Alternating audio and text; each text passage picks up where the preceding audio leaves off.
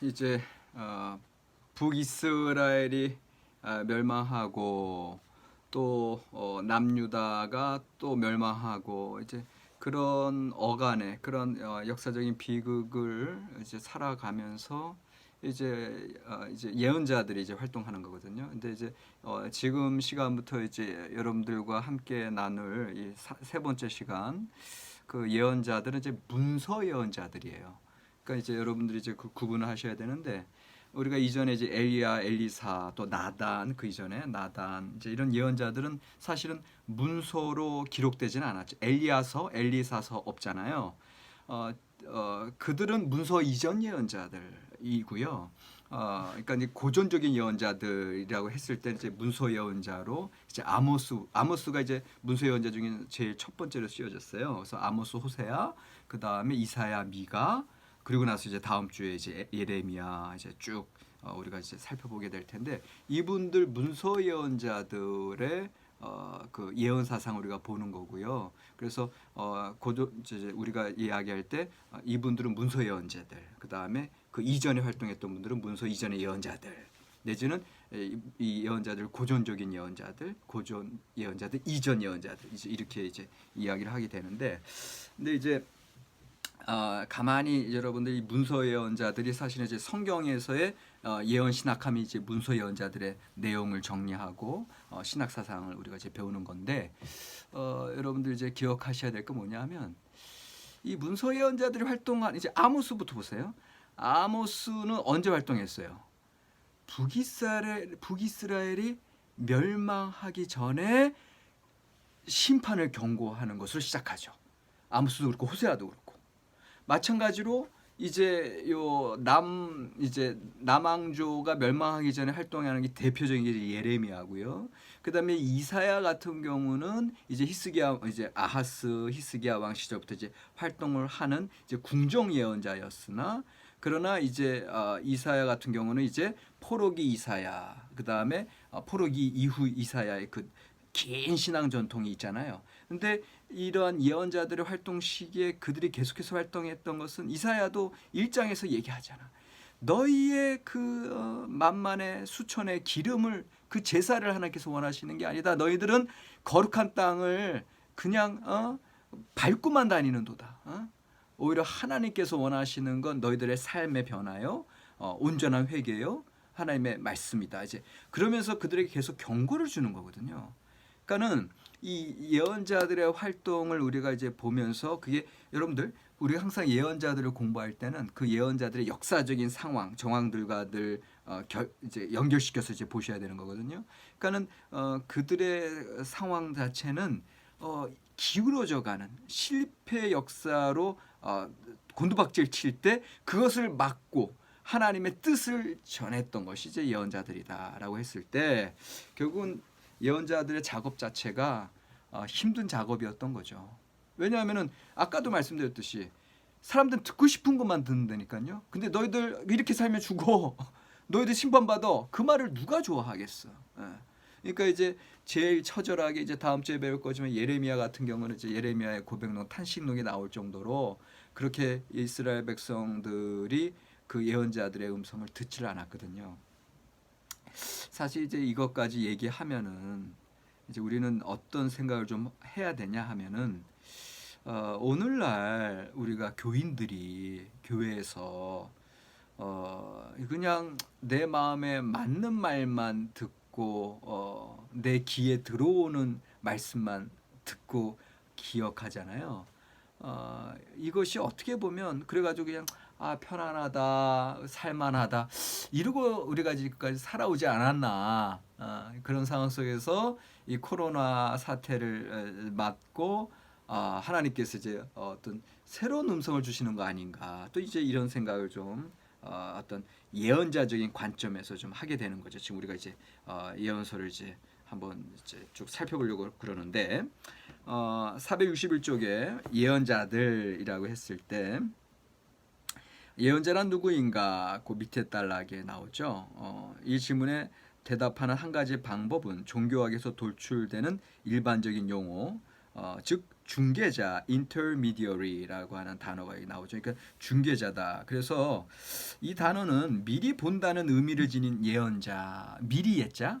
우리가 이제 흔히들 이제 오해하고 있는데 미리 예자 이 예언자보다는 더 중립적이죠. 이제 중개자, 하나님과 사람 사이의 중개자라고 하는 표현.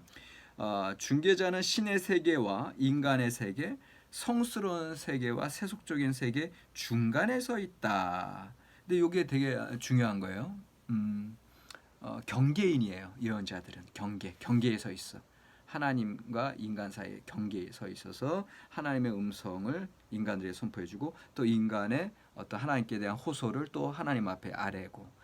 그러니까는 이 예언자의 위치 자체가 중간에 서 있다라고 하는 거, 이게 오늘날 목회자들, 하나님의 사역자들, 또 이분 일반 성도님들, 크리스천들도 하나님의 세계와 세상 세계 중간에 서 있는 위치거든요. 그러니까 그만큼 우리가 하나님께 민감하게 열려 있어야 되고 또 이 세상의 또 삶도 여전히 또 뱀같이 지혜롭고 비둘기같이 순결하게 살아야 되는 거고, 옛날 칼바르트가 신전도주의 사상 이야기하시면서 한 손에는 성경, 다른 손에는 신문, 그러니까 늘 그 중간자의 삶을 살아간다고 하는 거. 여러분들 지금 우리가 구약성서 신학을 공부하는 것 자체도 이 중간적인 위치에서 하나님의 계시의 말씀과 성경의 말씀들을 실제 삶 가운데 어떻게 연결하느냐, 그리고 실제 삶의 문제를 또 이 말씀 가운데 하나님 앞에 아뢰면서 어떻게 살아가야 되느냐,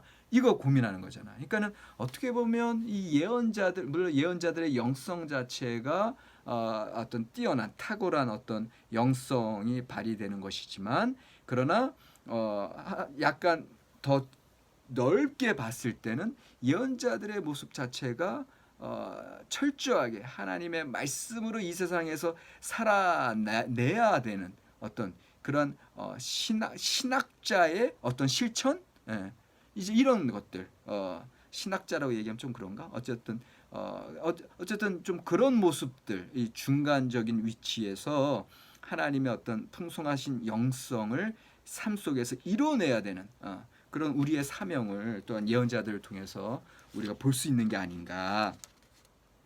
그 다음에 이제 그런 첫 번째가 여기 461쪽에 하나 밑에서 하나 둘 셋 넷 다섯 여섯 번째 줄, 성스러운 세계와 세속적인 세계 중간에 서 있다가 첫 번째라면 이제 예언자들의 모습을 이제 특징을 묘사할 때, 두 번째는 그들은 신의 말씀을 대언하여 인간에게 전달할 수 있다. 대언자, 이게 되게 중요해. 그러니까 사실은 미리 예자의 예언이 아니라 맡길 예자의 예언이다. 그래서 하나님의 말씀을 대언하는 것이 예언자들이고, 또 세 번째는 인간의 말을 대변하여 신에게 호소할 수 있다. 그러니까 중간적인 위치에서 하나님의 말씀 대언, 또 인간의 말씀을 하나님께 호소. 세 번째. 그다음에 네 번째 특징은 그들은 성스러운 세계 안에서 남들이 보지 못하는 것들을 볼 수 있다. 이게 예언자의 영성이고, 저는 이거를 이제 예언자의 신학을 가리킬 때 직통, 그러니까 안테나, 하나님과 연결된 안테나가 늘 하나님과 주파수를 맞추는 그런 안테나가 예언자들에게 살아 있다라고 하는 거. 그래서 늘 남들이 보지 못하는 것들을 볼 수 있다. 근데 이것이 단순한 그런 어떤 은밀한 어떤 영적인 묵시적인 그런 안테나뿐만 아니라 실제로 하나님의 계시성뿐만 아니라 이 세상에서도 남들이 보지 못하는 걸 볼 수 있는 그 날카로운 시선이 있는 거죠. 신문을 들고, 성경을 들고 신문을 들고 그 오늘날 이 사회가 어떻게 돌아가고 있는지, 아까 역대기 역사가들에게 있어서는 그 전체 세계 섭리가 흘러가는 전체 흐름을 볼 수 있는 그런 관점들, 이 예언자들에게도 이제 그런 것들이 있다고 하는 거고, 그다음에 이제 다섯 번째가 천상회의에 참여하기도 한다. 맨 밑에 줄. 그러니까 천상회의, 여기서는 이제 이사야 예를 들어서 이제 6장에 보면 누가 우리를 위하여 갈고 하고 하나님이 그 천상회의에서 천사장들에게 물어봤을 때 이사야가 그 장면을 보고 주여 제가 여기 있나이다, 나를 보내소서. 그래서 이사야의 소명장 같은 경우 천상회의에 참여했던 거. 그다음에 미가야 예언자 아합과 여호사밧 왕이 이제 이제 전쟁 전에 물었을 때 이제 천상회의에서 봤던 장면 미가 얘기하는 모습들. 그 다음에 이제 462쪽 다음 페이지 첫째 줄에 보면 심지어 그들은 자기 자신의 말을 예언자의 자격으로 제시할 수 있다. 그러니까 이게 무슨 소리냐면은 이제 예언자가 신학자고 또 교육자인 거죠. 그래서 하나님의 계시의 말씀을 그렇게 전달하는 스포크스맨, 대언자일 뿐만 아니라 또한 그런 하나님의 그 말씀의 능력으로 살아가면서 백성들에게 회개를 촉구하고 또 하나님의 길을 제시해주고 그런 신학자, 교육자의 역할도 담당했다는 것이고, 끝으로 7번째, 더군다나 그들은 신의 세계로부터 받은 것들을 전달하는 사람으로 기억된다. 말, 글, 행동. 그래서 어떤 점에서 그들은 제사장과도 같고 성스러운 세계와 세속적인 세계를 중개하는 어떤 종교적인 전문가이기도 하다. 그래서 어쨌든 어떤 이 중간 인터미디어리 중개자로서의 역할을 이제 끝에 이제 강조를 하고 있습니다. 그런데 이제 중요한 거 462쪽에서 밑에서 하나, 둘, 셋, 넷, 다섯, 여섯, 일곱, 8번째 줄 토라를 새로운 방식으로 선포하고 해석했다. 이게 중요해요. 그러니까 여러분들 예언자들은요. 그 예언자의 신앙은 토라 신앙과 긴밀하게 관련돼 있어요. 아까 제가 첫 시간에 얘기한 것처럼 계약신학적인 관점에 이들이 서 있지 않기 때문에 너희들이 하나님의 심판을 받을 수밖에 없다. 다시금 토라 신앙으로 그 계약 신학에 마땅한 거룩한 백성으로 돌아와야 된다. 계약 백성으로 살아가야 된다. 이걸 강조하는 거거든요. 결국은 예언자들의 신앙 자체는 이 토라 신앙에 이제 근거하고 있다라고 하는 걸 이제 우리가 이제 보게 되고요. 그러니까는 여러분들 왜 제가 이걸 강조하냐 하면은 그 우리가 이제 과거에 한 80년대 이제 기도원 운동 일어나고 또 심령 부흥성회 같은 거 이제 70년대 말 80년대 이제 많이 했잖아요. 근데 그때 이 어떤 예언자들의 외침, 그 이제 어떤 부흥사 목사님들 또 기도원 그 원장님들 이제 그렇게 선포를 할 때 그것이 어떤 성령의 역사와 함께 하시면서 이제 어떤 은사 집회 이제 이런 것들을 이제 가게 됐는데, 근데 그것이 이 율법 신앙, 이 토라 신앙, 말씀, 이 말씀에 근거하지 않고 이 예언자적인 영성만 너무 추구하다가 보니까 그것이 이단으로, 왜 말씀에 근거하지 않고 여러분들 그런 은사, 어떤 영적인 어떤 그 신비들, 기적, 이런 것들은 다른 종교 현상에서도 나타나는 현상이거든요. 다른 종교에서도. 그러니까 이게 말씀에 근거하지 않고 이 토라 신앙에 근거하지 않은 어떤 그런 예언자적인 외침은 까딱 잘못하면은 이제 이단과 어떤 다른 사이비 종교로 갈 수밖에 없는 그런 일들을 우리가 쭉 교회 역사, 한국 교회의 이 부흥의 역사를 통해서도 보고 있거든요. 그러니까 오늘날에도 우리가 이제 이 예언자의 영성, 그 순전한 영성을 강조하는 건 너무 중요하고, 더 나아가서 이제 묵시적인 신앙으로 이제 그 절대적인 하나님 의존의 신앙을 강조하는 건 좋은데, 그것이 말씀에 근거해야 되고 우리가 하나님의 언약을 받은 하나님의 언약의 백성들로서 그 말씀 위에 굳건히 서서 그런 예언자의 영성들이 이제 에너지로 동력으로 작용하면서 그 일상의 삶 속에서 삶을 실천해가는, 아까 신명기 6장에서 이제 강조했던 것처럼 우리가 집에 있을 때나 나가 있을 때나 그 어느 곳에서도 하나님의 백성으로 그 마음에 하나님의 말씀 새기고 살아가야 된다는 거, 요거를 이제 강조하는 겁니다.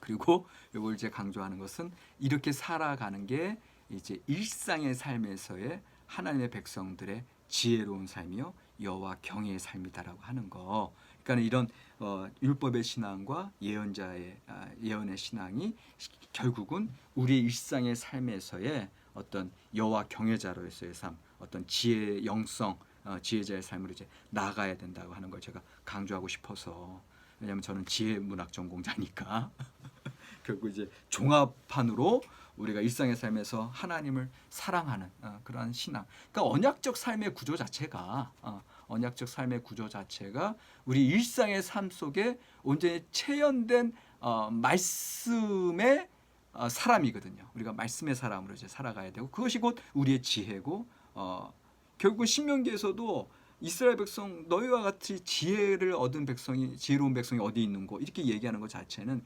신명기의 그 모세의 그 설교 자체가 그런 지혜 신앙의 기반 위에 있는 거고 이미 거기서 지혜와 율법이 만나고 있는 걸 우리가 볼 수가 있는 거거든요.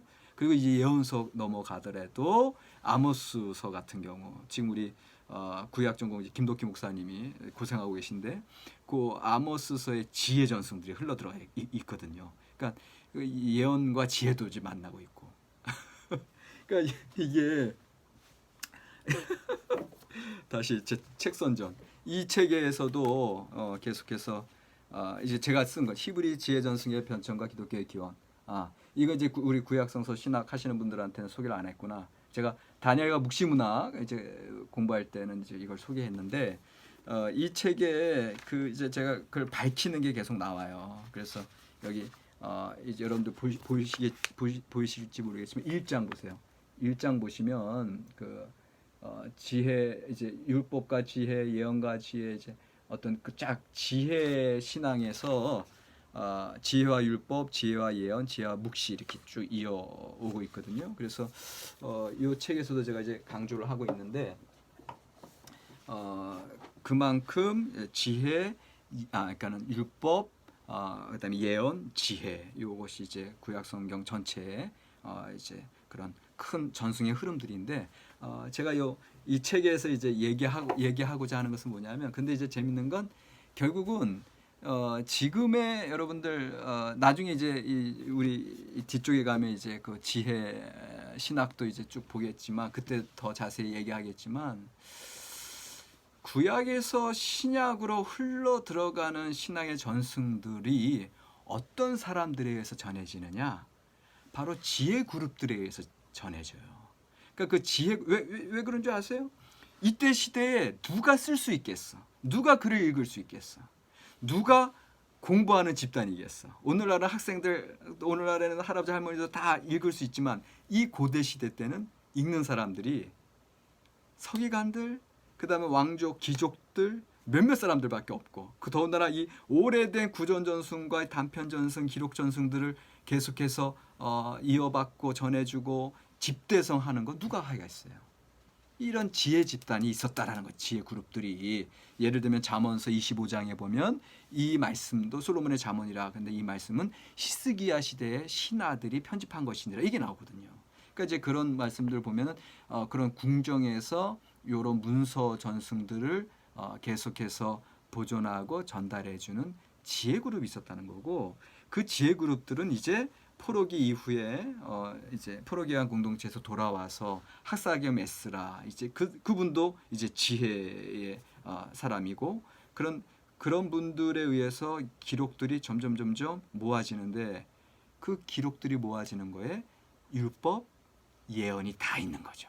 그러니까 이 지혜자들에게 있어서는 거기에 이제 전통적인 잠언의 전통적인 지혜들 쫙 들어오고 거기에 욥기와 전도서 반정통주의적인 지혜 어떤 흐름들도 있고 또 묵시 신앙 자체도 지혜적인 흐름이고 그러니까 요것들이 이제 신구약 중간 시대 400년 동안 쫙 이어져 내려와서 결국은 예수 그리스도 요한복음 1장에 지혜 기독론으로 들어가는 거고 바울 사도의 그 지혜에 대한 가르침도 들어가는 거고 이제 그 흐름들을 쭉 이제 살펴볼 수 있는 게 이제 제가 이제 그 흐름들을 한번 이 책을 통해서 한번 살펴보려고 이제 노력을 했던 거고 그러니까 그렇게 제가 이제 지혜 신학에 관심이 있기 때문에 이제 요런 공부하면서도 이게 지혜 신앙이랑 이제 관련돼 있다 이제 요거를 제가 계속해서 이제 보고 있어요.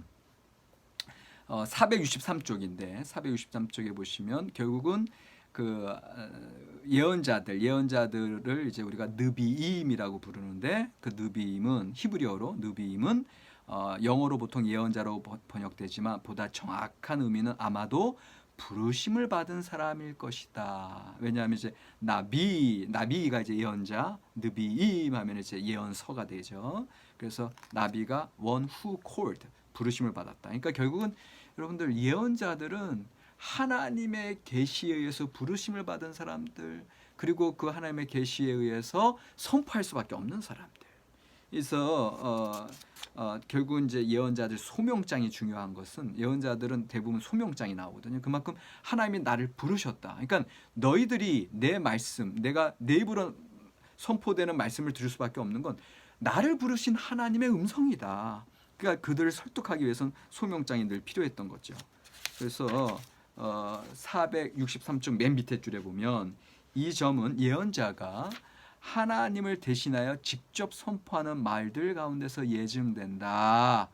그래서 아모스 1장 3절에서 4절은 내가 그 벌을 돌이키지 아니하리니 내가 하사엘의 집에 불을 내리니라고 전한다. 여기서 나는 야훼이지 아모스가 아니다라는 거예요.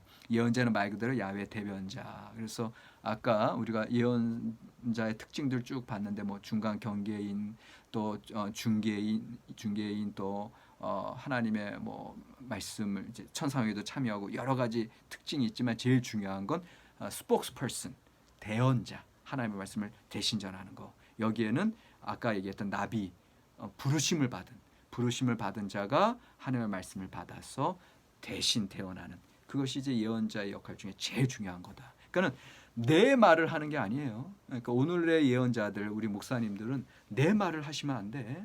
아까 얘기했듯이 율법 신앙과 예언 신앙이 합쳐진다고 하는 것은 철저히 말씀에 근거해야 된다는 거. 그 말씀은 오늘 구약 신약 66권의 하나의 말씀이란 말이야. 이 말씀을 잘 끄집어내서 전달하는 게 오늘의 예언자지. 내 머리에 있는 거, 내 신앙적인 교리만 반복하고 내 체험만 얘기하는 거는 그거는 진정한 예언이 아니에요. 그러니까는 제가 늘 외치고 싶은 건, 너무 목사님들이 강당에서 내 얘기만 하고 우리 교회에 해당되는 얘기만 하고 신앙적인 교리만 얘기하고 자기 체험만 얘기하고, 그건 분명하게 하나님의 예언자가 아니야. 철저히 설교 준비를 하실 때에도 그 내가 이전에 갖고 있던 것들 다 버리고 순전하게 하나님의 말씀만 받아들여야 돼요. 그럴 때 말씀에서 나에게 주시는, 우리 공동체에게, 우리 교회에 주시는 새로운 말씀들이 샘물이 펑펑펑 솟아나듯 그렇게 말씀을 받아서 그걸 전달할 때, 그것이 오늘의 살아있는 하나님의 역사, 하욤하제, 오늘날 우리에게 전해지는 말씀으로 우리가 선포하는 거지.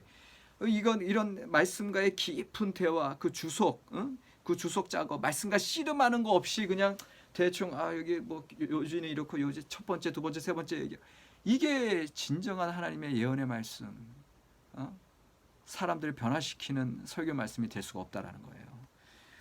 요거를 이제 늘 저는 그러니까 우리가 지금 예언서를 하고 있기 때문에 이 예언자들의 영성, 철저하게 하나님께 보내심을 받았고 철저하게 하나님께서 주신 말씀을 선포하는데, 그것이 이제 오늘날 계시받고 꿈과 환상을 받아서 전하라, 그 소리가 아니라, 그 예언서 신앙은 어느 신앙? 율법 신앙, 말씀에 근거한 신앙이라는 거고, 그 말씀이 이미 우리에게 66권이 지금 우리에게 주어져 있잖아요. 이 철저히 말씀을 제대로 해석해서 전달해야 되는 사명이 우리에게 있다. 세상적인 이론도 아니고 나의 개인적인 체험도 아니고 하나님의 말씀으로만 우리가 살아가야 되는 거, 이거를 강조를 하는 바입니다. 그래서 예언서에서 아까 말씀드린 이제 문서 예언자들 하면 이제 아모스부터 시작하고 이게 8세기 예언자다, 이제 이 말씀드렸고요. 그래서 이제 아모스, 호세아 해서 이제 쭉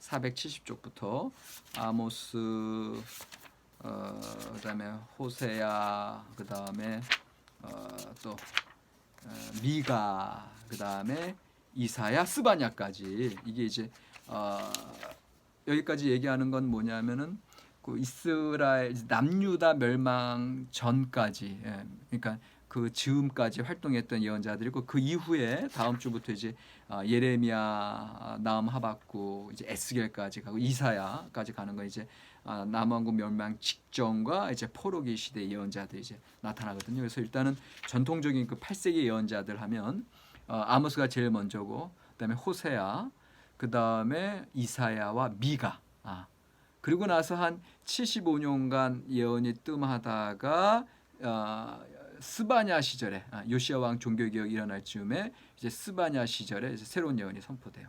그러니까는 일단은 보세요. 8세기 예언자 하면 여러분들이 아모스, 호세아, 그다음에 이사야, 미가 생각하시면 되고요. 그리고 이때까지가 이제 한 700년경이야. 700년경. 그러니까 700년대가 8세기잖아요. 700년까지는 예언이 딱 선포가 됐다가 한참 예언이 없다가 626년에 이제 스바냐가 예언 활동을 해요. 그러니까 이게 뭐냐면 700년부터 625년이면 25년의 안에 그 저기 틈이 있는 거야. 이게 이제 몇 페이지에 가시면 되냐면 스바냐가 나오는 부분 491쪽 쫙 팍 넘어갔어. 491쪽에 보면 스바냐 나오면서 상대적으로 다소 오랜 기간 동안 예언자가 등장하지 않았다. 이 기간을 얘기해요. 근데 이 기간을 제가 말씀드리는 이유는 8세기의 그 천재성, 이 영성, 충만한 영성으로 그 4명의 예언자가 활동한 거야. 아모스, 호세아, 그 다음에 이사야, 미가. 그러다가 75년간 뜸하다가 626년에 드디어 스바냐의 목소리를 듣게 된다. 그 침묵의 기간이 지나고 나서 우리는 스바냐 목소리, 이게 626년이거든요. 그 이유가 있어요. 왜 75년간은 그러면 8세기와 그 7세기 초반 사이에 75년에는 뭐가 뜸했냐? 그때가 바로 므낫세 왕 시절입니다. 그러니까 므낫세 왕이 얼마나 이게 사악한 왕인지 알겠죠. 예언자들 활동 막고 그 다음에 순전한 하나님의 말씀의 역사를 가로막았다는 게, 왜냐하면 이게 므낫세 통치 기간이 687년부터 642년이야. 그러니까 그 7세기의 아주 대부분의 그 기간들을 차지하고 있으면서 그만큼 아수르 친아수르 정책을 폈기 때문에 그 이교 문화가 이제 많이 들어와 있었던 그런 시절이었다. 근데 참 재밌는 건 이 스바냐 예언자에게 이 8세기 예언자들의 그 활동들이 쫙 들어가 있어. 그의 메시지에. 그래서 어떻게 보면 스바냐는 그 8세기 예언자들의 종합판이다. 이렇게 얘기할 수 있어요. 그래서 보세요. 이제 8세기 예언자들 이제 여러분들 요 책 쭉 읽어보시면서 그 8세기 예언자들의 활동을 여러분들이 이해하시면 되는데, 제가 딱 요약만 하려고 그래요. 아모스는요.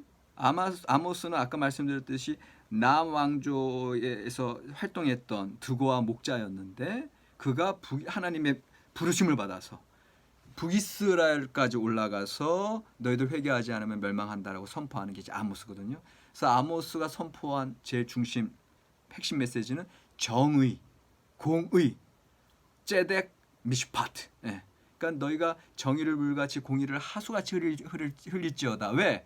북이스라엘까는. 그런데 참 재밌는 게 지금 8세기 예언자들이 중심에서 얘기하는 공통적인 사상이 있어. 그리고 그 공통적인 사상은 아모스로부터 왔어요. 그래서 이제 아모스를 통해서 호세아, 이사야, 미가 같은 이제 그런 공통적인 예언의 활동이 흐르다가 이들의 종합판이 스바냐로 이제 흘러 들어가는 거예요. 이제 7세기 이제 그 7세기 마렵에 가면은. 그러니까는 이게 뭐냐면은 일단은 사회 정의를 부르짖어요. 이 8세기 예언자들이 전체가 사회 정의를 부르짖고, 이 아모스가 이제 그 정의를 물같이 공의를 하수같이 흘릴지어다 얘기하면서 사회 정의, 그 다음에 그 헛된 예배, 그 율법주의적인 예배, 행위에 변화가 없는 그냥 형식적인 예배, 여기에 대해서 공격하고, 그 다음에 세 번째가 여호와의 날을 강조하는 거예요.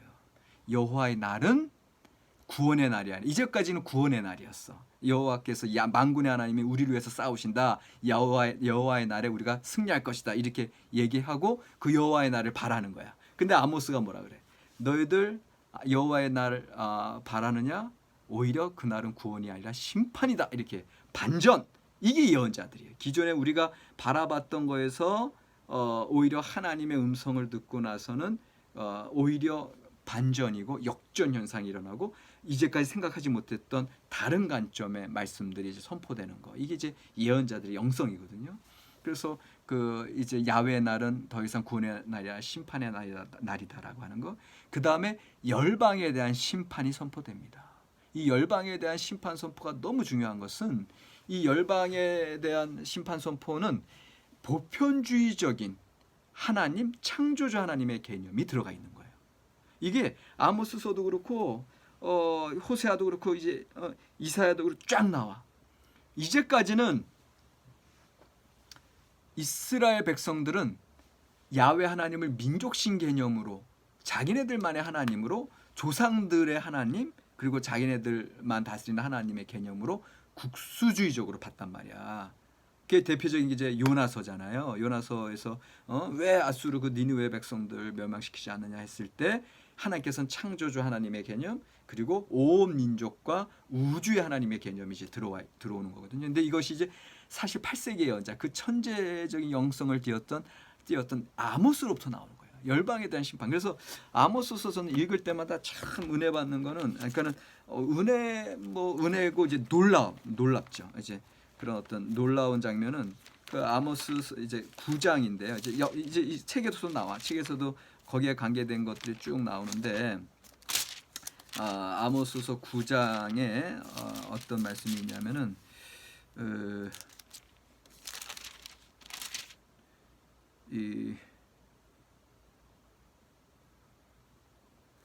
7절이죠. 9장 7절에 여호와의 말씀이니라 이스라엘 자손들아 너희는 내게 구스 족속 같지 아니하냐 에디오피아 이집트 쪽 내가 이스라엘을 애굽 땅에서 블레셋 사람을 갑돌에서 아르 사람을 기르에서 올라오게 하지 아니하였느냐. 이게 무슨 소리인지 알아요? 이제까지 이스라엘 백성은 자기네들만 하나님이 자기네들의 민족의 하나님이고 우리를 애굽 땅에서 인도하신 그 출애굽 전통 그것만 강조했잖아요. 근데 하나님이 이제 아모스가 그들이 알고 있던 출애굽 전통을 얘기하면서 그런데 내가 이스라엘을 애굽 땅에서 불러낸 것 같이 블레셋 사람을 갑들에서 불렀다. 또 아람 사람을 길르에서 올라오게 하지 아니하였느냐. 내가 너희만의 하나님이 아니야. 내가 온 열방의 하나님이야. 보편적인 하나님의 개념을 강조하시는 거예요. 그러니까는 참 도대체 이 예언자들의 영성, 어떠한 하나님의 그런 계시성 이런 것들이 상당히 궁금한 거거든요. 그러니까 어떻게 그런 관념의 변화가 있을 수 있어? 우리 민족의 하나님만 이제 알았는데 열방의 하나님. 그래서 열방에 대한 심판 선포는 하나님께서 온 열방의 세계 역사를 지금 다스리고 계시고 하나님의 그 다스리심 속에서 열방들은 하나님의 수단에 불과하고 그래서 너희 이제 아수르 제국은 이스라엘 백성들의 죄악으로 인해서 하나님의 뜻에 의해서 심판을 받게 하는 도구라는 거예요. 아수르는. 바벨론도 마찬가지. 바벨론 남유다의 제약으로 인해서 바벨론이 군사력이 강해서 너희를 집어삼킨 게 아니라 내가 오히려 보냈다. 나의 심판의 도구로 바벨론이 사용되는 거다. 이게 예언자들의 영성인 거예요. 그러니까는 그런 면에서 그런 보편적인 영성인데 또 하나가 이제 남은 자 사상. 그러니까 이제 8세기 예언자들의 이런 사상들이 호세아에게도 나타나고 이사야 이제 미가에게 쭉 흘러가는데 그런데 중요한 건 그러나 각각의 예언자들이 강조하는 또 특징 이제 이런 5가지의 사상은 함께 쭉 흘러가고 있는데 근데 이제 아모스는 정의 개념을 더 많이 강조했고 호세아는 인애, 인자하심 그리고 하나님의 지식 이 백성이 나라 아는 지식이 없어 망하는구나 하면서 그 고멜과의 그 불행한 결혼 관계를 통해서 오히려 하나님의 마음을 하나님의 인자하심, 인애하심 헤세드의 사랑 너희들은 나를 떠나서 갔지만 내가 계약의 충실성 헤세드 계속 붙들고 있다. 그래서 그 말씀으로 돌아오라 이게 이제 호세아 아니야. 그러니까 호세아서의 그 절절한 그 외침이 이제 우리 책에서도 이제 소개하고 있지 않습니까? 몇 쪽이냐면은 이제 481쪽 호세아 11장 8절 9절은 가장 마음에 사무치는 선포이다. 에브라임 북이스라엘 내가 어찌 너를 놓겠느냐 이스라엘이여 내가 어찌 너를 버리겠느냐 내가 어찌 너를 아드마같이 놓겠느냐 어찌 너를 수보임같이 두겠느냐. 이게 이제 당시에 이제 멸망했던 다른 민족들 얘기하는 거죠. 내 마음이 내 속에서 돌이켜 나의 국률이 온전히 불붙듯 하도다. 내가 나의 맹렬한 진노를 바라지 아니하며 내가 다시는 에브라임을 멸하지 아니하리니 이는 내가 하나님이요 사람이 아님이라. 그러니까는 호세아는 사실 북이스라엘 출신이거든요. 이제 아모스는 남유다 출신이었고, 근데 똑같이 북이스라엘에서 활동했던 예언자인데 아모스는 정의, 심판 남왕조에서 와가지고는 북이스라엘에게 그렇게 퍼부어냈는데 이 북이스라엘 출신 호세아는 이렇게 간절함으로 도대체 너희들 이제 돌아와라 하나님, 하나님의 헤세드 하나님이다. 이제 이거를 이제 계속 강조했던 예언자고요. 거기에 비해서 이제 8세기 이제 미가 예언자는 483쪽에 보시면 그 일곱 번째 줄 시작하는 단락에 미가의 메시지는 그야말로 모방적이다 이렇게 나와. 그러니까는 미가 같은 경우가 사실은 남유다에서 활동을 했는데 북이스라엘에 활동했던 아모스와 이사야 메시지 비슷하게 선포가 되고 있거든. 그래서 동시에 또 동시대 이사야 예언자는 예루살렘 이사야 예언자의 어떤 다윗과 성전에 대한 신학도 나와. 그러니까 모방적이면서도 오히려 북이스라엘에 선포됐던 말씀들을 남왕조에 북이스라엘이 이제 멸망하게 되면서 남왕조 너희들 남왕조 사람들 북이스라엘 멸망하는 거 봤지 않아. 너희들 하나님의 말씀대로 온전히 서 있지 못하면 우리도 북이스라엘에서 망할 수밖에 없어 하면서 북이스라엘에 선포됐던 그 말씀을 수사학적으로 남왕조에게 적용하는 게 이제 미가 예언자고. 근데 또 동시대 이사 예언자와 미가 예언자는 똑같이 남유다에서 활동했는데 미가 같은 경우는 좀 시골 사람 출신으로 더 그 민초들의 삶에 대해서 이제 더 다루었다면 이제 그 이사야 같은 경우는 이제 예루살렘 궁정 예언자로서 그 왕 이제 뭐 아스 왕, 히스기야 왕 그런 왕들에게 그 궁정 예언자로서 또 지침을 주고 어떤 그 지도자들이 하나님의 말씀을 따를 수 있도록 이제 이야기한 것. 그리고 이제 그런데 이제 이사야 예언자 이제 386쪽에 왔는데 이 이사야 예언자에게 있어서 이제 중요한 거 이게 486쪽 밑에서 하나 둘 세 번째 줄에 보면 야훼가 거하시는 난공불락의 요소로서의 시온 전승 그리고 영원한 통치의 표상으로서의 다윗 전승 이 두 가지 전승이 이제 이사야에서 중요한 전승이고 근데 이제 더 나아가서 이제 보세요 487쪽에 보면 그 인용문 밑에 이전의 예언자들 가령 아모스는 여러 민족들의 운명이 야훼께 달려 있음을 분명히 이해했다. 이게 이제 그 아까 얘기했던 그런 우주적인 하나님, 보편적인 하나님의 얘기고 미가는 야훼의 뜻에 대해 말하기도 했다. 그러나 이사야에게서도 독특한 점 모든 피조물을 향한 포괄적이고 이해 가능한 계획이 존재한다는 사실을 최초로 지적한 사람이다.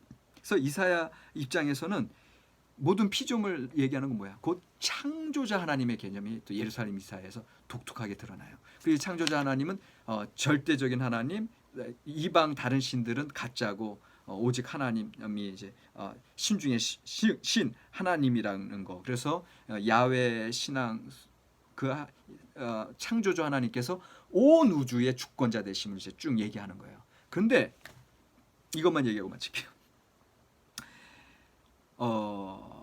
당시에 아하스 왕도 히스기야 예언의 말씀 네가 잠잠해라 오직 하나님 말을 굳세게 믿어라 그래야지 흔들리지 않을 것이다 했는데 티글라필레세 왕에게 이제 그 시리아 에브라임 정제에 도움을 요청함으로 이제 민족의 운명이 이제 사그라드는 그런 일들을 자초했고 히스기야 왕도 마찬가지야. 사실은 히스기야 이제 종교개혁도 일어나고 말씀을 드렸지만 그러나 그리고 또 히스기야 왕 시대 때 그 사네립의 침공에서 기적적으로 그렇게 구원받은 사건도 말씀드렸지만 그것은 아수르가 수십 번 쳐들어왔거든요. 그 중에 딱 한 번 그 말씀대로 해서 이제 시온 보호주의 사상이 이제 일어나게 된 배경은 됐으나 그러나 그 이후에 또 침공했을 때는 결국은 남쪽에 그 이 애굽에게 도움을 요청하는 게 또 히스기야 왕이에요. 그러니까 그만큼 이제 히스기야가 이제 반 아수르 정책을 폈지만 결국은 정치적인 군사적인 그러니까 역사적 이스라엘은 힘이 없잖아. 어쩔 수 없이. 그러니까 애굽에 또 원군을 요청할 수밖에 없었던 사정.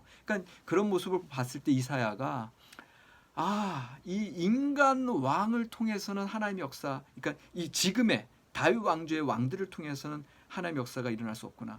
정말 하나님께서 허락하시는 새롭게 기름 부음 받은 자 마사흐 메시아가 임할 때 하나님의 말씀대로 행하는 그러한 메시아가 임할 때 결국은 궁극적인 구원이 이루어지겠구나. 이걸 선포하는 거야.